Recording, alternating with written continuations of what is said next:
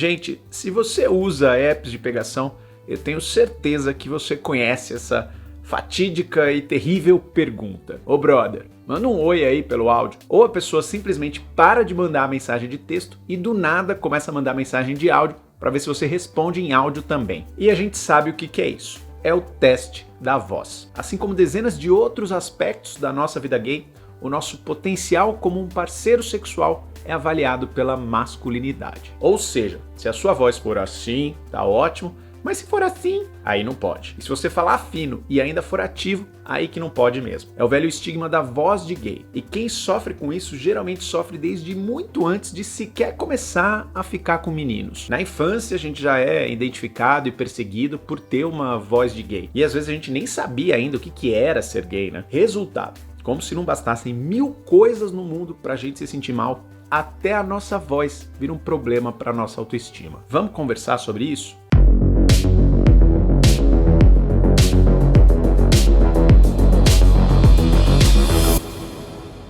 Gente, eu fui pesquisar essa coisa de voz, de autoestima e descobri um negócio. Você sabia que existe um Dia do Amor Próprio?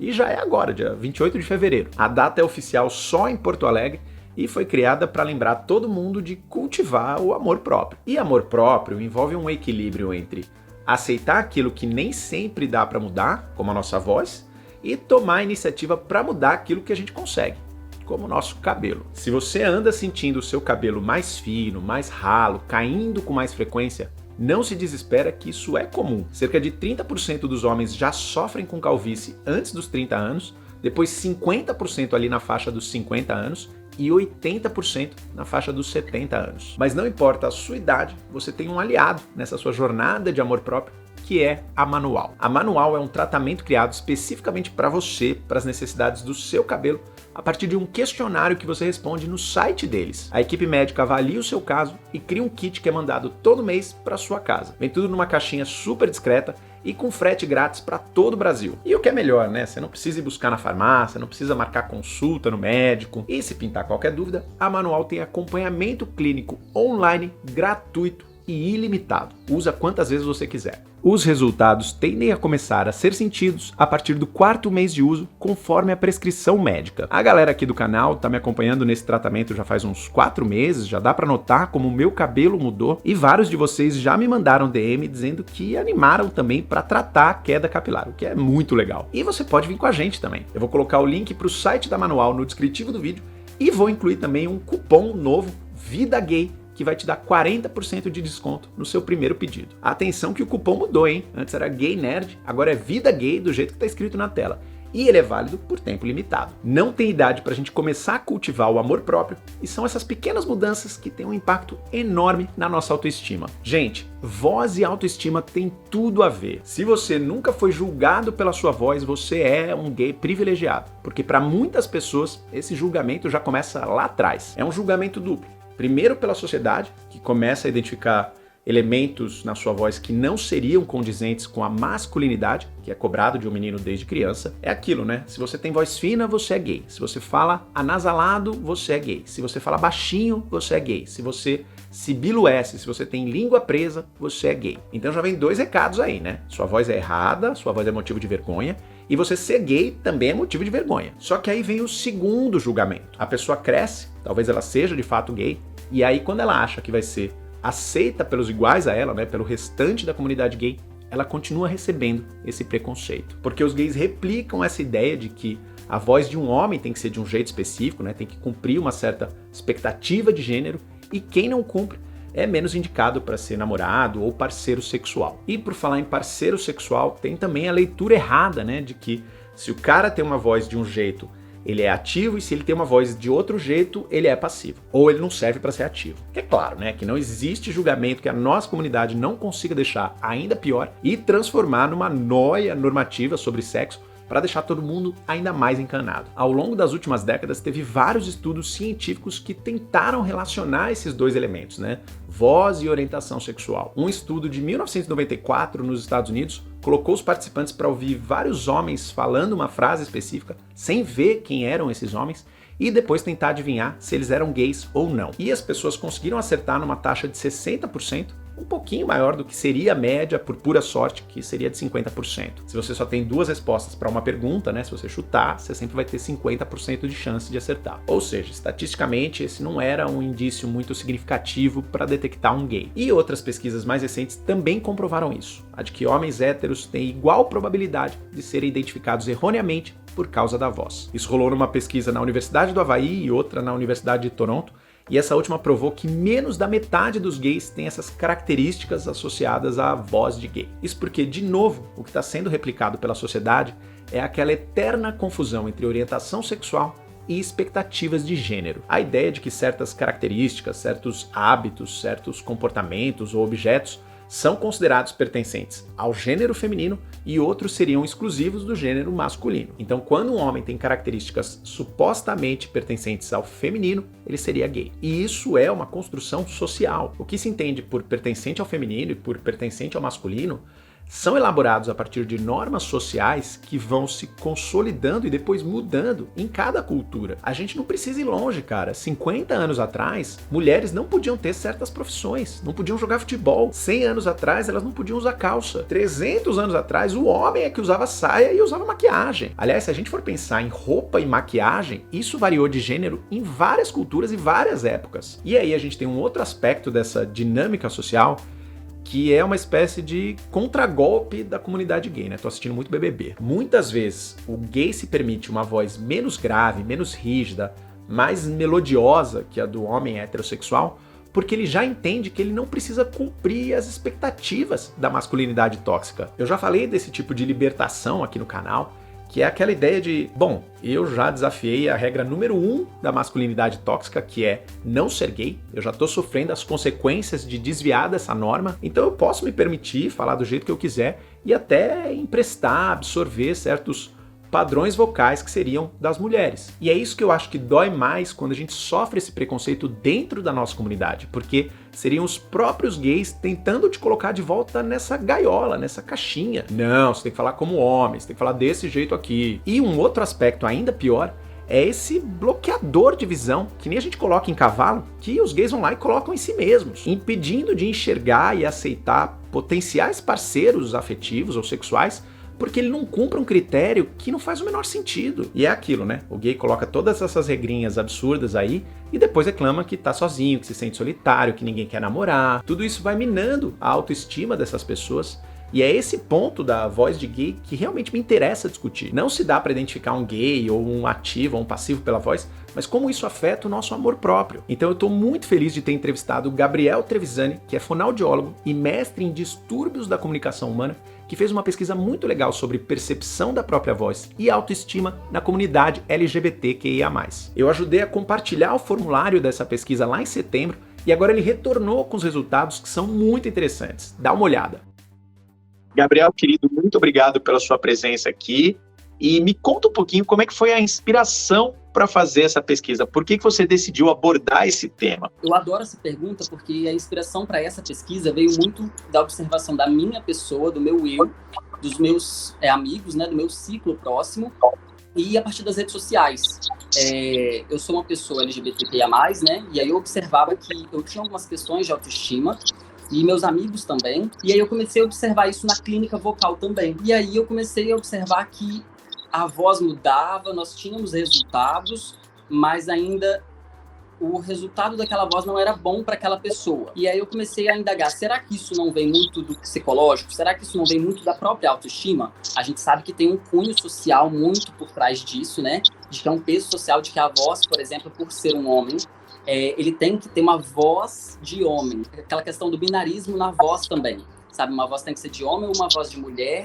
Fora isso, já é anormal. Então, a gente tem informado a população, inclusive homens gays também, que a voz pode ser simplesmente a voz dele. Não precisa ser uma voz mais máscula. Me conta um pouquinho como é que foi o processo de realizar essa pesquisa. Quais foram as etapas, quais foram as ferramentas que vocês utilizaram para entender essa conexão entre a voz e a comunidade LGBTQIA+.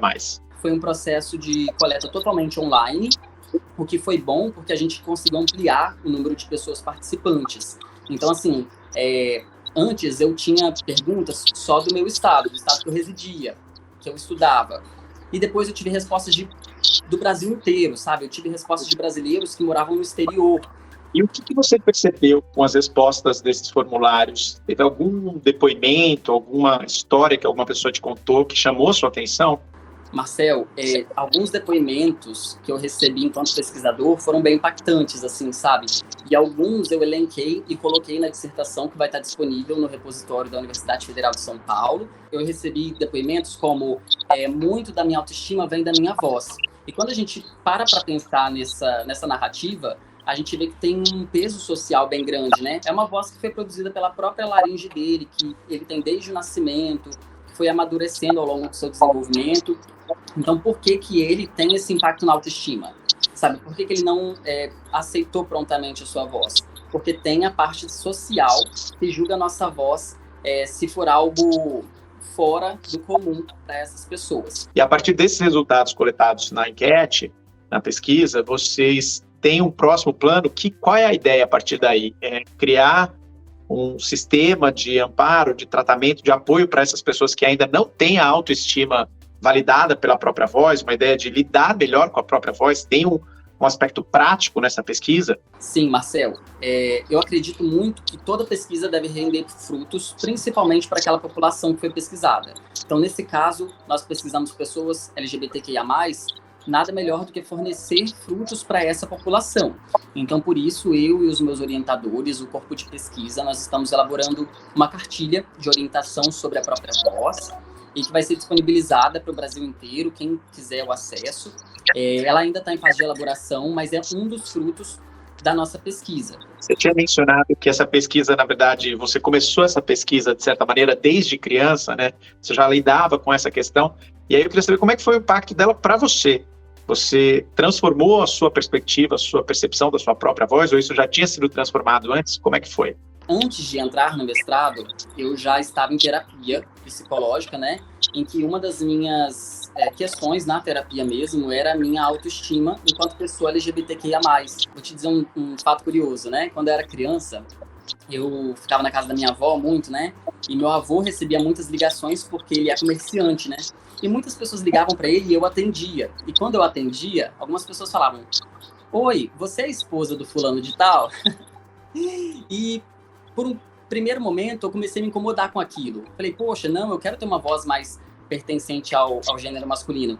Mas foi passando o tempo, eu fui, sabe, simplesmente não ligando para aquilo. E eu começava a falar: "Ah, sim, sou eu, sou a esposa dele, tudo, pode falar." Então, quando eu fui para o mestrado e eu pesquisei isso, isso teve um impacto ainda maior, sabe? Eu vi que, de fato, era algo verídico, sabe? Tinha um impacto, tinha uma relação entre a autoestima e a voz. Mas, assim, o que eu mais tive de impacto, para mim, foi de que eu percebi que muitas pessoas LGBTQIA+, alguns grupos específicos tinham um impacto maior do que outros. Quando a gente analisou os dados referentes às idades dos participantes, a gente percebeu que pessoas da geração Z, as pessoas menores de 20 anos, eram as pessoas que tinham a menor autoestima. E isso reflete muito os dados das redes sociais. Hoje a comparação, ela está na palma da nossa mão. Querido, tem mais alguma informação ou algum conselho que você gostaria de compartilhar com o público do Gay Nerd?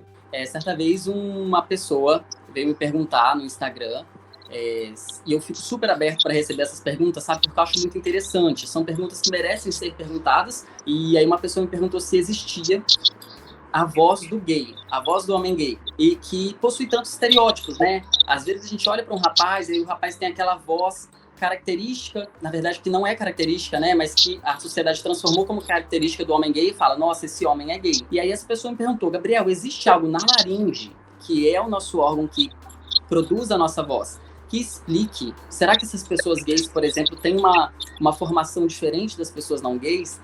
E eu disse que não, isso é totalmente um mito, assim. A nossa laringe, ela se desenvolve na nossa adolescência.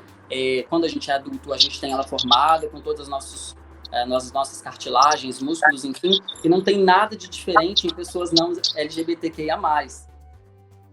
Eu acho que muita coisa que ele falou aí é super interessante, mas o que mais me pegou foi ele explicando o quanto a nossa voz é o resultado de uma composição orgânica e natural da nossa laringe, das nossas cordas vocais, da nossa boca, do nosso nariz. Enfim, é uma parte de quem você é, de quem você se desenvolveu desde lá bebezinho. Então não dá pra gente lutar contra a nossa própria voz do mesmo jeito que não dá pra lutar contra a nossa cor da pele, por exemplo. Existem aspectos secundários da nossa voz que sim são captados a partir de como a gente é criado. Se você foi criado numa família onde todo mundo fala mais baixinho, é provável que você fale mais baixinho também. Se você foi criado num lugar onde todo mundo é mais seco, mais duro, você vai ser mais seco e duro também. Mas isso também não é uma decisão 100% no seu controle. É um pouco igual sotaque, né? Você não acorda um dia e fala: nossa, o sotaque do meu pai, da minha mãe é lindo, vou falar igual a eles. Não é, simplesmente acontece. Então essa naturalidade da voz, de cada voz, é o que me leva primeiro a lamentar o quanto ainda tem gente que reclama, que exclui, que diminui pessoas por causa da voz que ela tem. É bizarro que as pessoas atribuam características de personalidade a alguém por causa da voz dela. E segundo, no extremo oposto disso, é aquilo que eu sempre insisto aqui no canal quando a gente fala sobre orgulho gay e orgulho LGBTQIA+.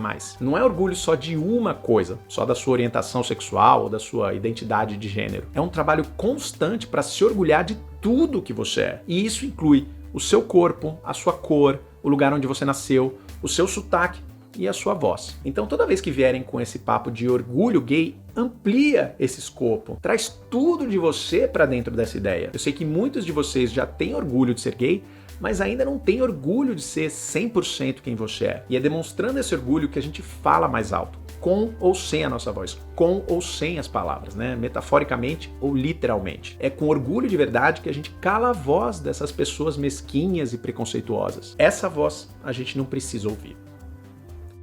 Queridos, a conversa com o Gabriel, obviamente, foi bem mais ampla, bem mais completa do que isso.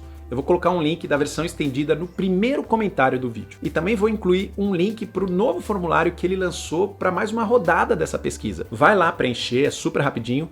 E é um trabalho pioneiro para a gente discutir voz, identidade e autoestima gay na nossa cultura, no nosso idioma, no nosso jeito de falar. Mas e você? Como é a relação com a sua voz? Já tentaram adivinhar a sua sexualidade pela sua voz? Já fizeram o teste da voz com você no Grindr? E se você achou esse papo importante para a comunidade, se você curte o meu trabalho, se você quer que mais debates como esse continuem acontecendo, considere se tornar um apoiador do canal clicando no botãozinho Seja Membro. Quem é apoiador tem direito a vários benefícios incríveis, incluindo grupo no Telegram, estreias antecipadas e vídeos exclusivos. A gente se vê no próximo vídeo, cada vez mais gay, cada vez mais nerd.